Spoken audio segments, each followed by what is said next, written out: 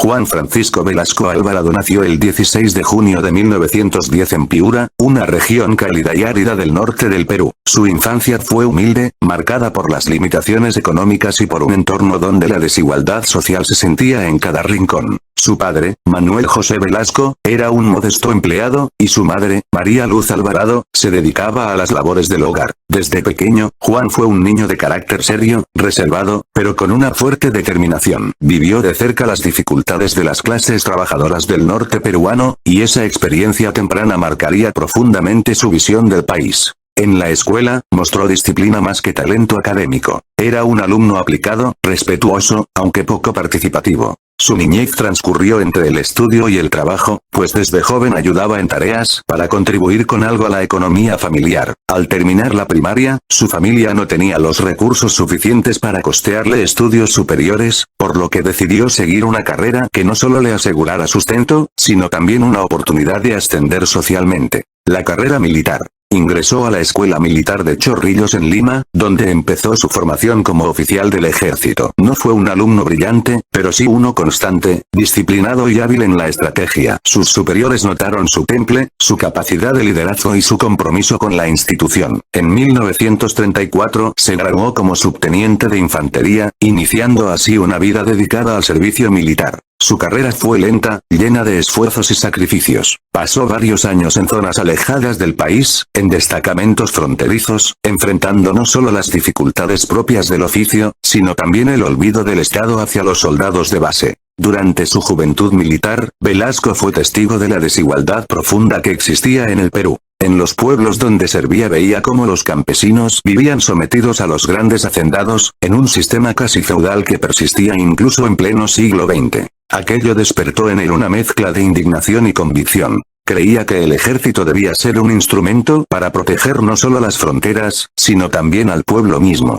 En los años 40, Velasco ya era capitán y comenzaba a desarrollar una visión más política del papel de las Fuerzas Armadas. No era un intelectual ni un ideólogo, pero sí un hombre observador. A diferencia de otros oficiales que veían el poder como un fin, Velasco lo veía como un medio para transformar lo que consideraba injusto. En 1948 participó en la represión de algunos movimientos sociales, pero al mismo tiempo empezó a simpatizar con las ideas de justicia social y soberanía nacional. Admiraba a líderes como Lázaro Cárdenas en México y a los movimientos de liberación nacional que surgían en América Latina. A lo largo de su carrera, Velasco fue ascendiendo con esfuerzo. En los años 50 se desempeñó como instructor en la escuela militar, donde formó a jóvenes oficiales. Fue un hombre reservado, poco dado a la conversación, pero con una autoridad natural. Algunos de sus colegas lo consideraban rígido y autoritario. Otros lo veían como un militar con un sentido moral poco común. No pertenecía a la élite limeña del ejército, y eso lo mantenía al margen de los círculos de poder, aunque su nombre comenzaba a ganarse respeto dentro de las filas.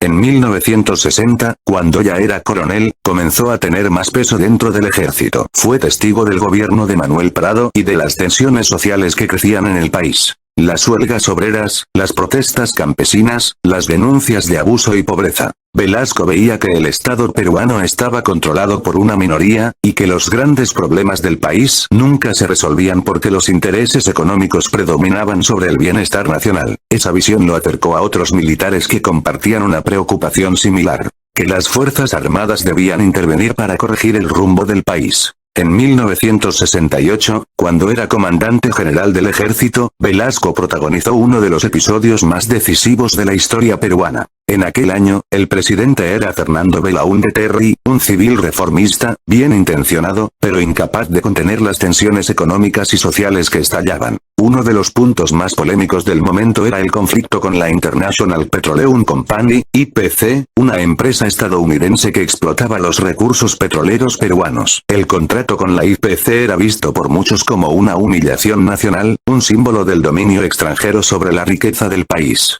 El 3 de octubre de 1968, Juan Velasco Alvarado encabezó un golpe de Estado que derrocó a Belaúnde. Lo hizo sin violencia, con apoyo de la mayoría de las Fuerzas Armadas. Al día siguiente, en un mensaje al país, anunció que el nuevo gobierno sería un gobierno revolucionario de las Fuerzas Armadas, y que no sería un régimen temporal ni militar en el sentido clásico, sino una revolución destinada a transformar al Perú. Fue entonces cuando Velasco asumió el mando como presidente, iniciando uno de los períodos más intensos y polémicos de la historia nacional. Su gobierno, que duró de 1968 a 1975, fue autoritario pero reformista. Desde el primer momento, Velasco emprendió una serie de cambios radicales. Nacionalizó el petróleo y otras industrias estratégicas, expropió grandes haciendas y las convirtió en cooperativas agrícolas, impulsó una reforma agraria masiva que buscaba devolver la tierra a los campesinos. También expropió los medios de comunicación, promoviendo una prensa controlada por el Estado.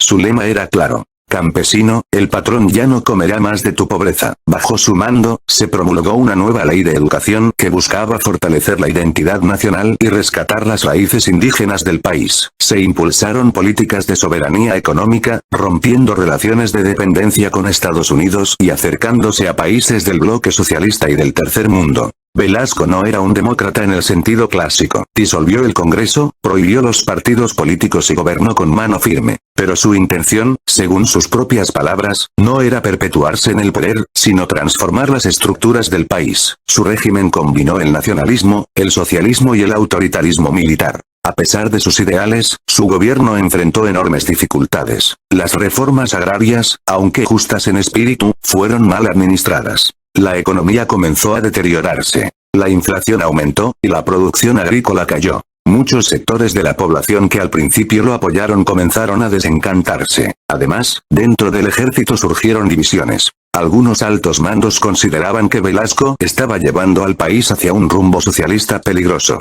En 1973, sufrió un grave problema de salud: la amputación de una pierna a causa de una trombosis. Desde entonces, su salud se deterioró rápidamente. Aún así, se negó a dejar el poder. Su carácter fuerte y su orgullo lo mantenían aferrado a la presidencia, aunque el control real de su gobierno empezaba a debilitarse. Finalmente, el 29 de agosto de 1975, fue derrocado por su propio primer ministro, el general Francisco Morales Bermúdez, quien lo traicionó bajo el argumento de corregir el rumbo de la revolución. Fue un golpe sin derramamiento de sangre, pero lleno de simbolismo. El hombre que había llegado al poder por un golpe, ahora era desplazado por otro. Velasco fue llevado a una residencia bajo custodia, donde vivió sus últimos años en silencio, sin participar más en la vida política. Murió el 24 de diciembre de 1977, en Lima, a los 67 años, víctima de complicaciones cardíacas. Su muerte fue discreta, sin honores oficiales. En ese momento, su figura era profundamente polémica.